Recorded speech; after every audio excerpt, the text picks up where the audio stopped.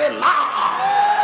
আজকের এই মঞ্চার একটা কথা বলি, এই দেশে তথাকথিত মাসুম বাচ্চাদের দল হঠাৎ করে একজন বলেছিলেন সুন্নিরা ছিল আওয়ামী লীগের সাথে, হেফাজত ছিল বিএনপির সাথে। তাদেরকে বলবো, তোমাদের মাসুম বাচ্চাগুলা কাদের লুঙ্গির নিচে ছিল এটা বাংলার জনগণ জানে। সুতরাং বাংলার সুন্নিদেরকে ট্যাগ লাগায়া বুটের মাঠ থেকে দূরে সরাইতে পারবা না।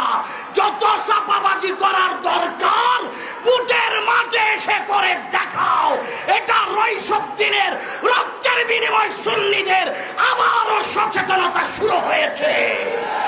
আমার ভাই আবু নাসের জিলানীকে গত 2-1 দিন আগে চট্টগ্রাম বোয়ালখালীতে যেই মিথ্যে মামলা, ষড়যন্ত্রমূলক মামলা দেওয়া হয়েছে, এই দেশের সুন্নি জনতার জোর দাবি তার মামলা প্রত্যাহার করা হোক।